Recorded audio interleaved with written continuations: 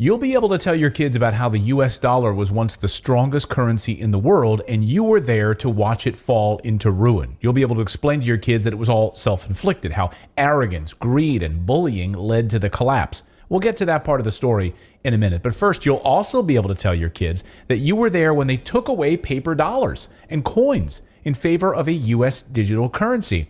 And you'll be correct, because in fewer than 24 hours, the United States dollar changes forever. Tomorrow, the first week of April, the Federal Reserve begins the rollout of their new central bank digital US dollar. That's right.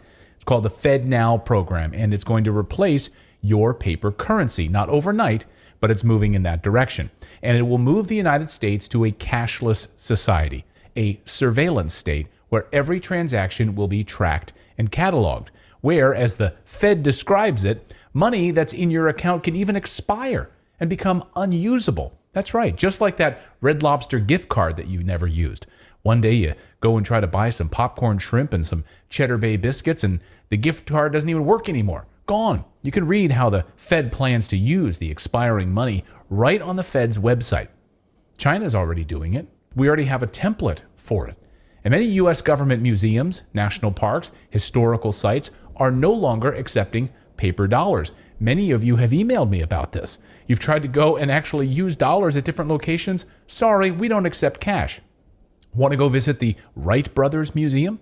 Don't bring cash. You'll have to use digital currency. Want to go to Smithsonian? Sorry, no cash.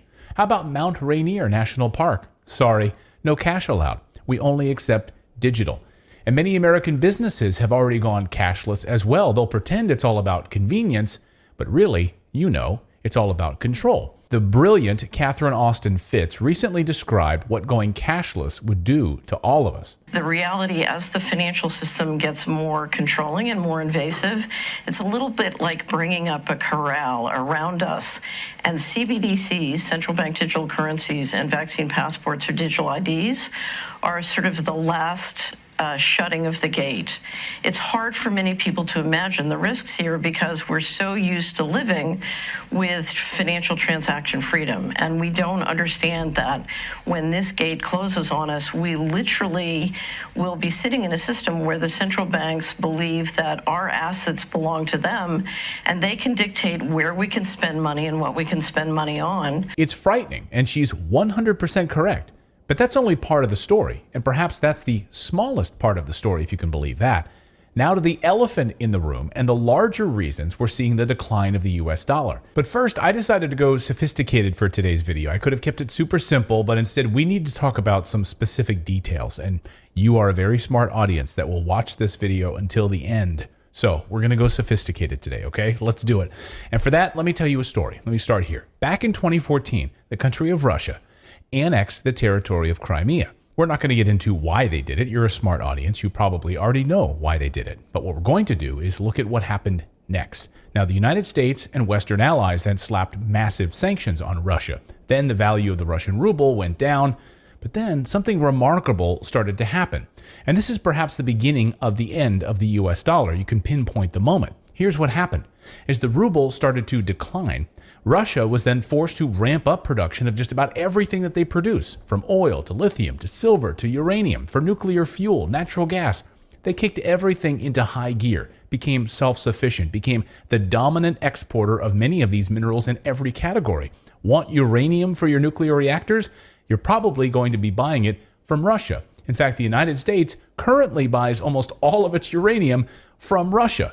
Isn't that funny? They did this because their ruble was going down. They needed to produce more oil in order to sell more oil to compensate for the lower prices that it was receiving in US dollars, while the United States was destroying its own manufacturing base under President Obama. For those folks who've lost their job right now because a plant went down to Mexico, that isn't going to make you feel better. Russia and China were doing the exact opposite. But all this oil production ended up putting enormous pressure on the global oil market, because now there was a lot of oil being produced. That led to lower prices in oil. And guess what? A decline in the demand for US dollars. They were making too much oil, and the petrodollar value plummeted. So US sanctions on Russia drove down oil prices and therefore demand for US dollars. Then came the war in Ukraine. And even more ridiculous sanctions. This time, they threw everything they had, the kitchen sink, at Russia. And I'm taking robust action to make sure the pain of our sanctions is targeted at Russian economy. The sanctions have crushed trade between Russia and the United States and its allies. This has further led to lower economic growth and a decline in the value of the US dollar. And the Fed forecasting negative GDP growth in the United States with a massive recession about to hit our shores. But in Russia, the opposite happened. The IMF is forecasting GDP growth in Russia, and the value of the Russian ruble has hit record highs. And then this week, the bomb dropped against the US dollar. Describing their talks, Putin said, "We are in favor of using the Chinese yuan for settlements between Russia and the countries of Asia, Africa, and Latin America." So, the world's second largest economy and its largest energy exporter are together actively trying to dent the dollar's dominance as the anchor of the international financial system. The petrodollar system was established in the early 1970s when the United States made a deal with Saudi Arabia to price oil in US dollars. This agreement made it necessary for other countries to hold large amounts of US dollars in order to purchase oil from OPEC countries, which then, of course, helped support the demand for the dollar. It made the world's dominant currency. It let America browbeat the rest of the world. It let America go into massive debt because there would always be another country around to buy up the U.S. debt. The dollar is America's last surviving superpower. It gives Washington unrivaled economic and political muscle.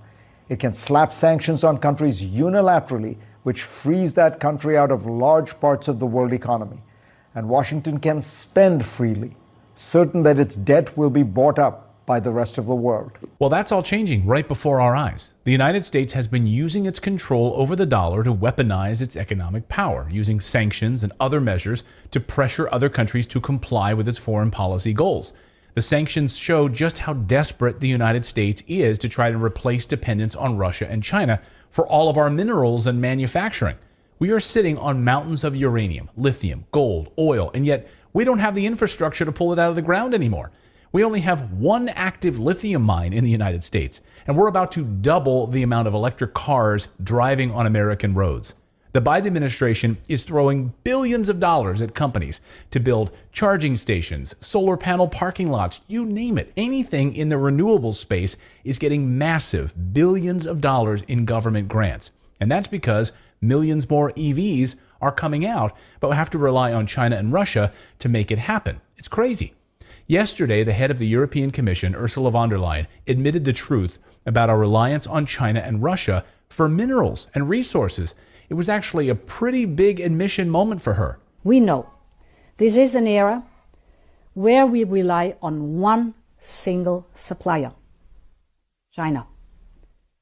For 98% of our rare earth supply, 93% of our magnesium, 97% of our lithium, just to name a few. And literally on the same day that she made that statement, Ford Motor Company admitted that it's spending billions and teaming up with China to mine minerals for its electric cars. They're going to do this in Indonesia. Yeah, that's right. This is how bad it's gotten that Ford is teaming up with China. Here's Ford yesterday talking about this. Not just the mining, but the processing the materials. Actually, even if they're mined, let's say in the U.S., nickel, most of it is sent back to China to get processed. So the U.S. is trying to move away from Russia and China and bring manufacturing back to the United States, trying to incentivize businesses to go green with billions of dollars in grants and tax cuts. If you're building a new condo complex in the United States, the government will pay you to install electric vehicle charging stations. Hotels, the same thing. So, of course, all of these businesses are taking free money and building these things for the tax breaks. They'd be stupid not to. The United States is facing the perfect storm for the U.S. dollar. China, Russia, Saudi Arabia ditching the U.S. dollar to settle oil transactions. On top of that, America has outsourced its manufacturing, its minerals production overseas. And the Federal Reserve moving to a digital version of the U.S. dollar that can be expanded and printed at any moment because it's not tied to any physical representation of money, no coins, no dollars. So I'm going to be watching this slow death of the dollar unfold right here on this channel. So that's the news update part of today's video. Now I want to tell you about today's sponsor for today's video, which is tied directly to these government grants for electric vehicles in the United States. This is one of those companies, guys, that in my opinion is about to explode in value. This little company out of Canada is called Hyper.